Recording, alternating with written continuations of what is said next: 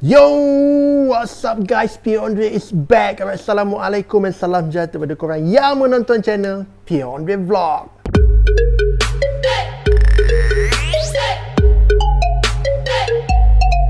Yes, kita kembali lagi guys. Apa khabar korang? Adakah korang dalam keadaan yang sihat? Kalau sihat, Alhamdulillah, syukur kepada Allah atas nikmat kesihatan yang Allah berikan kepada kita guys. Okay guys, korang dah makan ke? Kalau dah makan, good. Hari ni kita nak cerita sikit tentang isu makanan. Makanan apa? Aku rasa mungkin ramai yang dah tahu pasal kecoh pada semalam lagi. Sotong mahal. Sotong katanya pelanggan ni dia tak katalah, dia upload gambar 2 ekor sotong yang dia ambil harganya mencecah RM100. So, adakah pada pendapat korang mahal atau murah harga sotong seekor dan RM50? Actually, benda ni dah kecoh dah banyak dekat media sosial guys, dan aku buka di Bulletin Malaysia ni. So, cerita ni dia berlalu dengan begitu cepat tau. Semalam kecoh, lepas tu kita tengok satu-satu guys bila dah kecoh pasal harga sotong tu, kau tengok kat sini. Sotong goreng 2 ekor RM100. KPDN HEP keluarkan notis pencatutan. Mana dia pergi ke kedai tu lah guys. So, bila dah pergi ke kedai tu, and then kedai tu pun dia admit, dia cakap yes, hidangan sotong yang dijual antara RM10 hingga RM150 seekor berdasarkan saiznya. Menurut pengarah restoran tu lah. Restoran Hamidiyah beri penjelasan harga 2 ekor sotong RM100. So, kita tahu restoran yang dimaksudkan ni adalah restoran Hamidiyah kat mana, kat Penang So, and then dia berlalu dengan begitu cepat guys.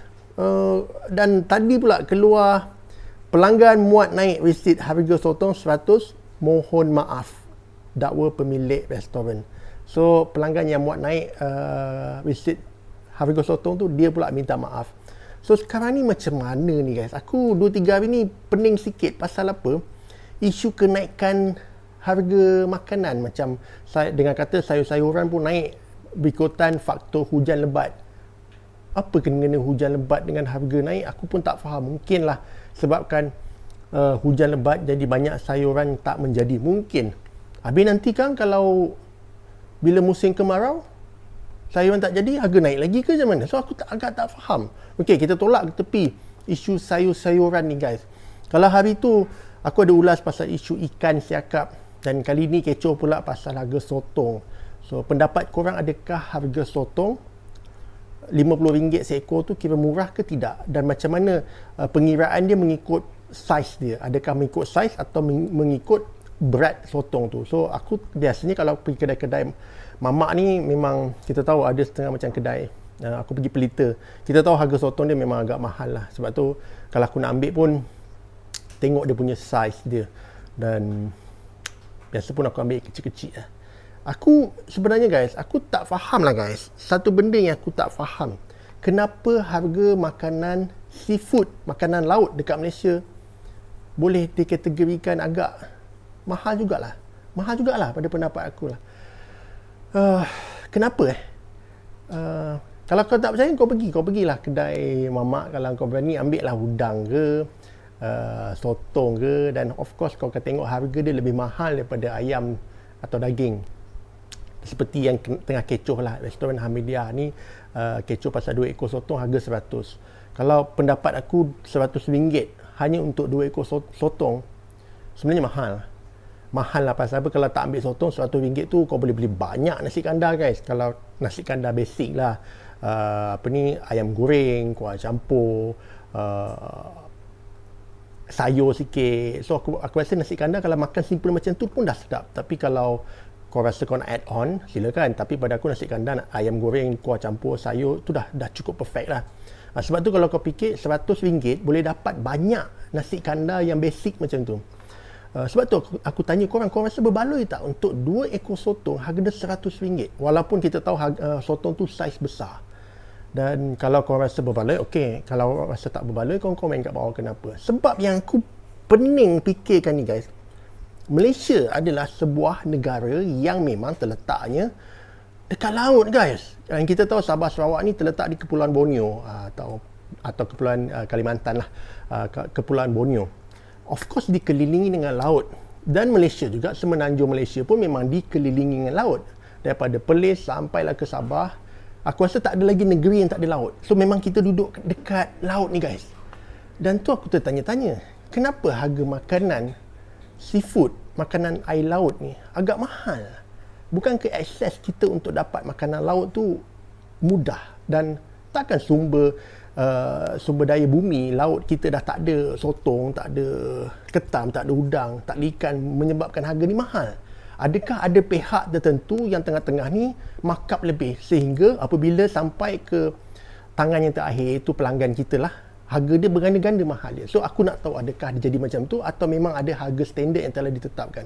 Kalau inilah harga standard yang telah ditetapkan, seperti yang kata aku ada baca artikel Muhammadiyah tu, memang dia ambil harga bahan mentah pun sekitar RM35 ke RM40. So macam mana dia nak jual bawah RM50? So of course lah dia akan ambil sikit RM10 untuk dia punya modal kos masak dan bahan-bahan dia. So kalau dia cakap macam tu mungkin logik. Persoalannya, kenapa harga begitu mahal sehingga peniaga pun terpaksa ambil mahal, dan ending kesudahan dia pelanggan kita yang jadi mangsa. Aku rasa agak muak juga guys dengar tu makanan orang-orang kaya, habis orang miskin tak ada tekak. Orang biasa-biasa tak ada keperasaan rasa makan juga. Sotong, udang, ketam, ikan siakap mesti ada. Kalaulah negara kita seperti negara Laos, kita tahu Laos ni, kalau kau tengok peta, dia memang tak ada laut guys. Dia keliling dia negara jiran lah, Vietnam. So untuk akses dia ke laut, dia kena pergi negara orang. Seperti juga dengan Bolivia, memang kita tahu dia orang tak ada laut. Jadi kalau Malaysia ni tak ada laut, aku rasa masuk akal lah harga, kalau sotong harga sampai RM50, RM100, RM150. Sebab kita tak ada laut, kita kena import benda tu. Tapi kalau kita ada akses laut, kita ada nelayan kita ada Kementerian Perikanan, kenapa harga dia aku rasa sangat-sangat tidak masuk akal? Ini pendapat aku lah guys. Tak tahulah kalau korang rasa harga seekor sotong yang harga RM50 tu murah seperti harga RM5. So aku tak tahulah, tapi kalau tanya pendapat aku sendiri, harga RM50 aku boleh beli,